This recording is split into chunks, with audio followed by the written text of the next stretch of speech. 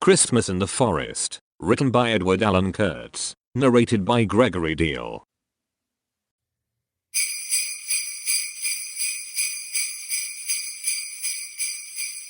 Chapter 1. The Pine Tree. Once upon a time, there was a very beautiful and special forest. Of course, there were lots of trees in this forest, but there was much, much more. There were large areas of heath as well as pasture land.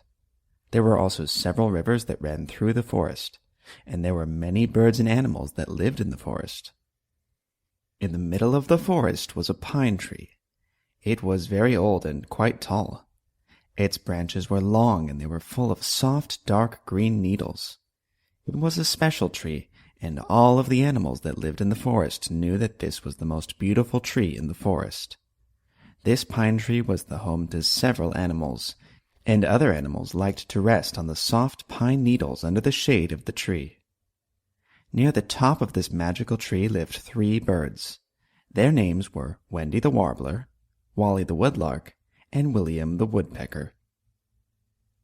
Wendy and Wally and William were best friends. They each had their own little house built high on top of the old pine tree. The 3 friends met and talked almost every day, and they often got together for a cup of tea. Wendy was a very smart warbler. Everyone in the forest knew her, and they all thought that she was a kind and helpful bird. If anyone needed any help, Wendy was right there, ready to pitch in and do whatever was needed to help. The front door of Wendy's house was bright pink. Pink was her favorite color, and inside of her house there was lots more pink. She had pink rugs and pink curtains and a pink bedspread. And, if you were invited to tea, Wendy had a teapot and teacups that were decorated with very pretty pink roses. Wally was also a good bird and a good friend, but he was terribly disorganized. He lost things all of the time, and he was constantly late for appointments. If he wasn't late, it simply meant that he had forgotten the appointment, and he would not turn up at all. On the other side of the tree from Wendy's house was Wally's house. The front door of his house was bright blue. Blue was Wally's favorite color. Although his house was quite cluttered, you could still see bits of blue here and there in the mess. His walls were painted blue, and he had a soft blue quilt on his bed. His fuzzy blue bedroom slipper sat right next to his bed, which was covered with a blue quilt. Wally kept his backpack next to his front door, and, as you might guess, his backpack was also blue. William was the most energetic of the 3 friends. He was always active, either doing work around his house or out playing sports. He almost never sat still. William's house was inside the tree. What? How could that be? William was a woodpecker, and as you know, woodpeckers like to peck holes in tree trunks. William had pecked a hole in this old pine tree, and the hole was big enough for him to go inside. And there, inside the hole, he had made a house for himself. He put a door on the front of the hole and painted it purple. Purple was William's favorite color, and there were many purple things inside his house. He had a purple tablecloth on his kitchen table, and a purple lampshade on the lamp standing next to his purple reading chair.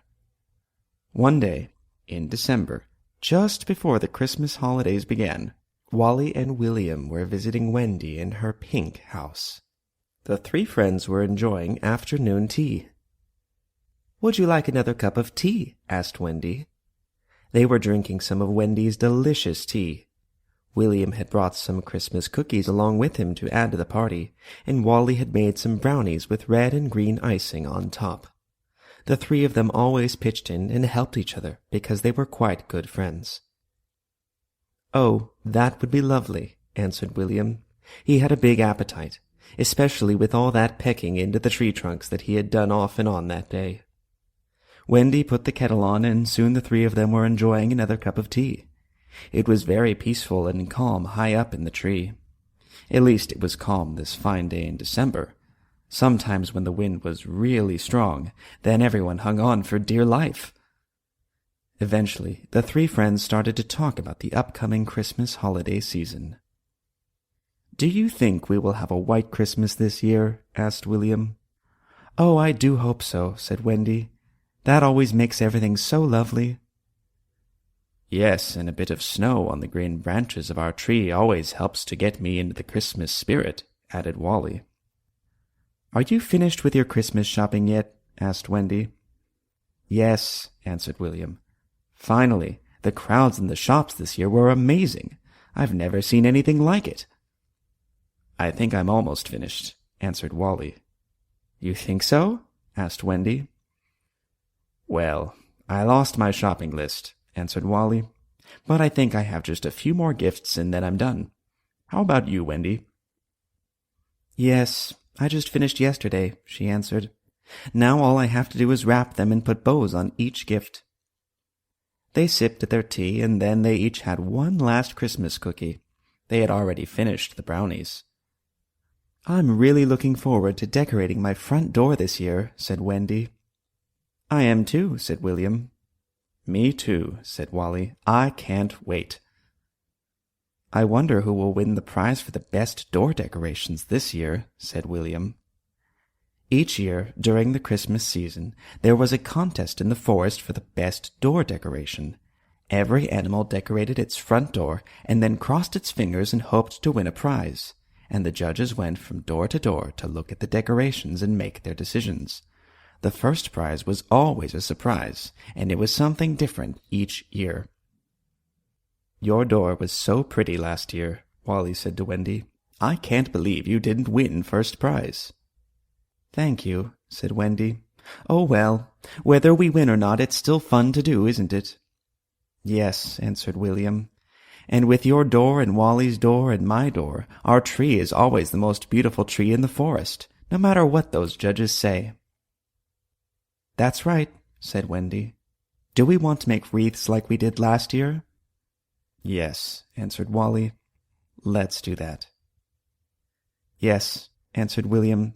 "Even though each wreath is different, it looks nice when all three of our doors have wreaths on them." "I agree," said Wally. "And lights?" asked Wendy. "Absolutely," said Wally. "Yes," said William. "The string of lights we put around the doors really help to bring out the beauty of our wreaths." "So we'll have matching wreaths and bows in different colors, pink, blue, and purple," said Wendy. "Good," said William. "Then that's all settled." The room became very quiet as they each sat back and thought about their doors and wreaths and lights and ideas about how to make their door decorations extra beautiful. "Oh, look," said Wendy. "There are a few snowflakes." "Maybe we will have a white Christmas," said Wally. Suddenly, they heard a terrible racket outside. "Whatever can that be?" asked Wendy. She got up from her comfortable pink chair and peeped out through the pink curtains of the window next to her door.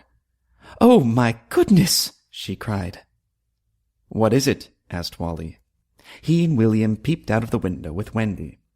There, on the limb just outside of Wendy's front door, just beyond her pink welcome mat, was a squirrel. It was their friend Sebastian the squirrel. He was flat on his back, and it looked like he wasn't breathing.